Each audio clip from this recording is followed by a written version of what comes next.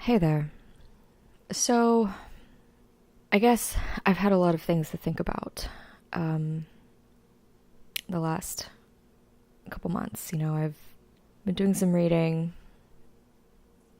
I went to a radical feminist gathering.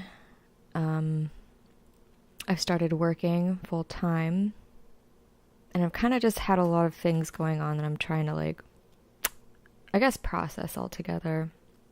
But there are some specific things I wanted to talk about in this video.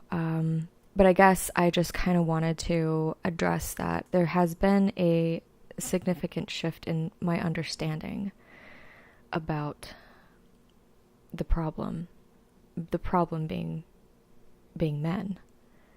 It might come across like a little rambly in this video, but however it comes out is how it comes out, I guess. But I guess first of all, I'll just start with the word empowering. I even hear radical feminists use this word still, or supposed radical feminists, even at this gathering I went to recently. I'll even hear women saying, empowering, even when they're talking about actual viable strategies for taking back our rights in various ways. They'll still say this word empowering. It's so empowering. I feel empowered, or, and I just, I'm kind of burnt out on this word, and I don't just mean in a sense of like it's being overused, but what it actually means, because it's a very subjective way for us to assess the types of improvements that we're aiming for in the quality of women's lives.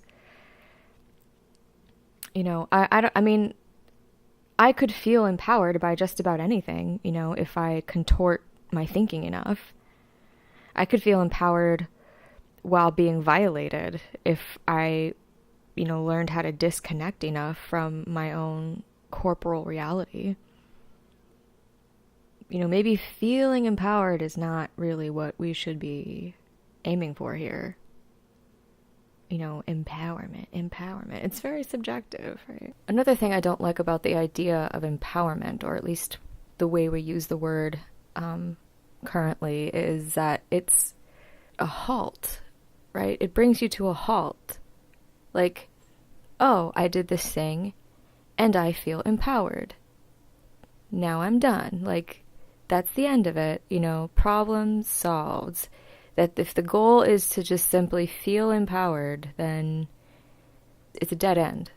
Not based in the practical understanding that this is going to be an ongoing, practically unending type of struggle if we do decide to struggle. That it is going to go on and on and on. It is because it goes all the way down to the deepest level of existence, between men and women. I mean, even if you don't necessarily get on board with the notion of men essentially being parasites, even if you don't get on board with that, it's still pretty clear to see how many layers and layers and layers there is to this fucking problem, right? And it's the idea of empowerment, again, it's incredibly myopic, incredibly individualistic, incredibly subjective, and incredibly myopic, and also it's a dead end. Like, I want women to have strategies, right? Like, I want women to have actual leverage over our bodies and our material resources. Women collectively having leverage, exercising leverage, with a clear understanding of what males are and what males are not. And I want us to have a strategy, like informational leverage, strategic leverage, social leverage, clarity of thought, focus.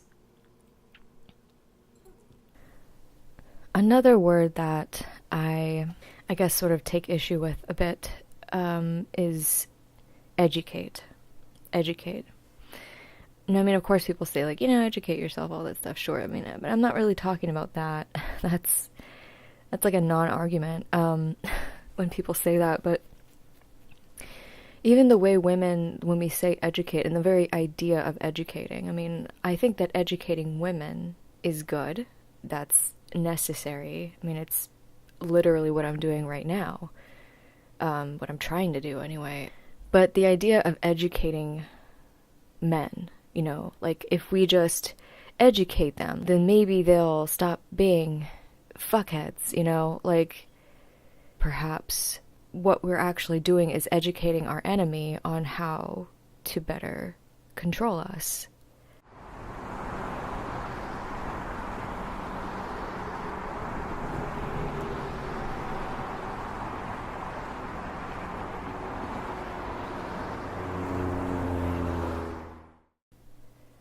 That we're educating. Like if we just give the men the information that they need to see that we're human beings, then they'll stop being fucking atrocious to us. Like that's kind of the thinking behind it, and I feel like that's incorrect. It's coming from an incorrect understanding about what men are. Again, understanding what men are and understanding what men are not. Women in Iceland banded together and they left work early to protest the, wage gap or whatever, Like that's actually exercising leverage against the patriarchal system. Now, it might not have undone patriarchy, which is obviously our goal here, but it was an example of women, exercising their leverage of labor, which hits the patriarchal system where it hurts. And there's lots of different places you can hit the patriarchal system where it hurts, but now I'm not saying that we should do what the women of Iceland did.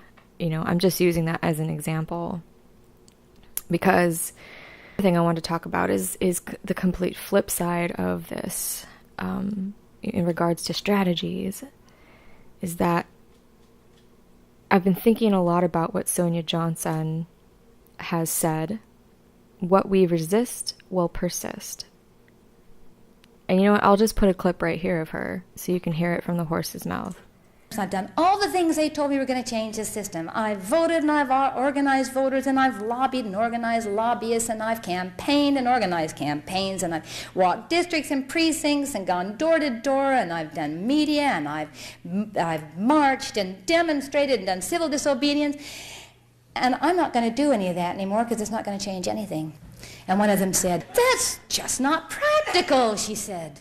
I thought about how for 5,000 years women have been resisting patriarchy in every way that we could think of doing it. In all the covert, overt, political, private, public ways, that there are hundreds and hundreds of ways to resist this system, to try to change those guys, to get them to understand, to get them to stop it. 5,000 years of resistance. I don't want to be hasty, but it seems to me that 5,000 years is long enough to try something that doesn't work. And I thought that I was beginning to figure out that what we resist persists. That in fact, men didn't just get worse and worse and worse all by themselves, but that somehow women were involved in that in some way. That's some evidence that our resistance has been collaborative.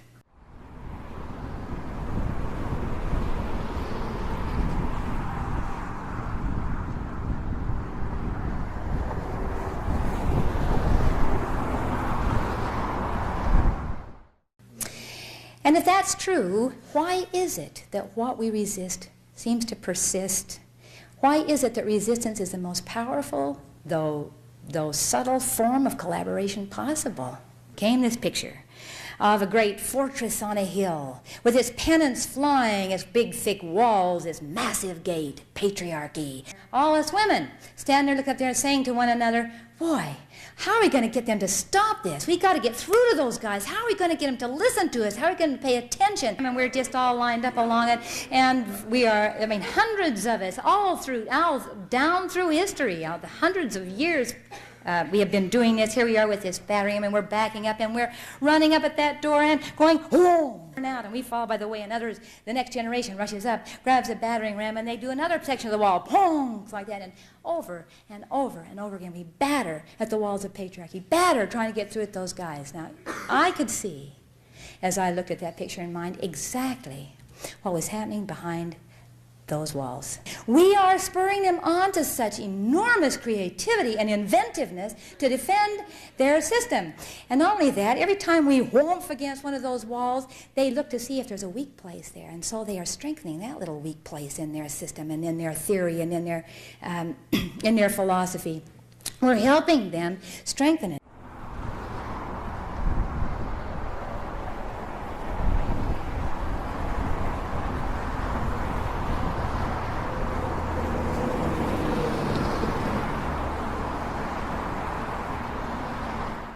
What we resist will persist. This, in combination with thought shortcuts that femonade and trust your perceptions have provided us, I've realized that, we cannot continue to be short-sighted in our strategies, thinking one or two moves ahead when we need to be thinking 5, 10, maybe 100 moves ahead, and perhaps this will keep us inactive, but when you think about what we resist will persist, maybe doing nothing can, in a weird way, actually prevent us from making things worse. Because every time we try to get a little here, get a little there, resist a little here, fight a little there, shout and make our voices heard here, in some ways, if we're not paying attention, we might actually be teaching the boys how to grip us even tighter, how to tinker with us in even more sadistic ways, how to get their boot on our throats a little firmer, how to destroy us more effectively and efficiently. And we can see how this idea of what we resist will persist has played out not just in a socio-political way, but also in an evolutionary way, right down to our very chromosomes.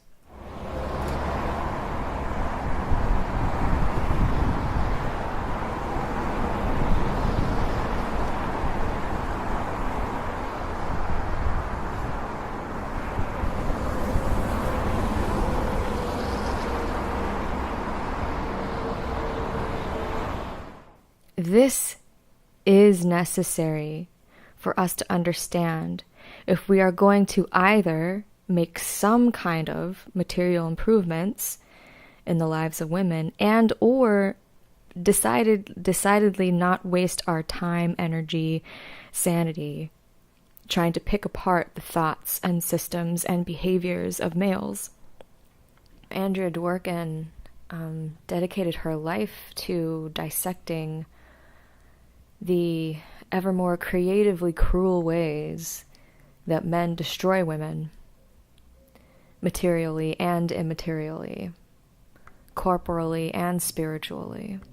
That really took its toll on her health, and I'm grateful for the work that she's done. Of course, it was important. She was trying to help us see what men are, but perhaps she didn't go deep enough.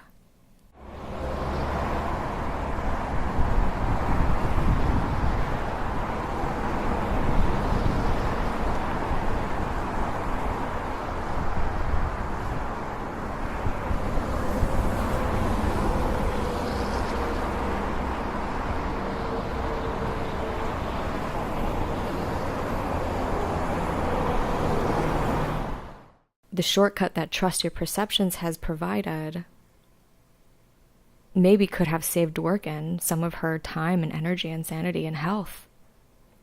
Because seeing what males are, right down to their chromosomes, is what I'm talking about here. And I'm not afraid of being essentialist if that's what gets us closer to the truth. Shortcuts are critical components for women to be able to gain any kind of leverage. Shortcuts are made possible by the accumulation of knowledge, which is something that men have prevented women because men have decided that women are the enemy. They've prevented us from having access to this accumulated knowledge, which is to say that we've instead been forced to not only spin our wheels in the mud, but to also have to reinvent the wheel generation after generation. The telescope wasn't invented overnight. I mean, maybe it did take one man to make the telescope over the course of a few days, a few months. But really, what it took was hundreds, even thousands of years of accumulated knowledge and technologies for that one dude to be able to create a telescope. Because he had access to that accumulated knowledge and was then able to expand and build upon it. But women, please, we do have a couple shortcuts here. These shortcuts that I'm linking you to, they don't provide immediate answers, but maybe we shouldn't be trying to find immediate, quote, solutions, unquote, which, as I've pointed out, can often be quite myopic and actually be possibly making things worse for future women. However, these shortcuts will fundamentally shift your understanding of exactly what the fuck is going on here. Just what the fuck is wrong with men. Read the shortcuts. Maybe we can regroup in a way that is away from the eyes and ears of men, which is another strategy. We really need to get off of men's radars. If they can see or hear what we're saying, then they can do something to counter us. For example, co-opting our language, constructing thought-terminating counter-arguments, injecting themselves into our process, hijacking dialogue, and siphoning off women's energy. Let's not just get to the root of the problem, but to the seed. Let's think about the strategies from that new understanding and try to think several moves ahead. Let's consider how our short-sighted resistance might actually be helping men to destroy us more effectively and efficiently. Let's take some shortcuts and let's get the fuck off men's radar.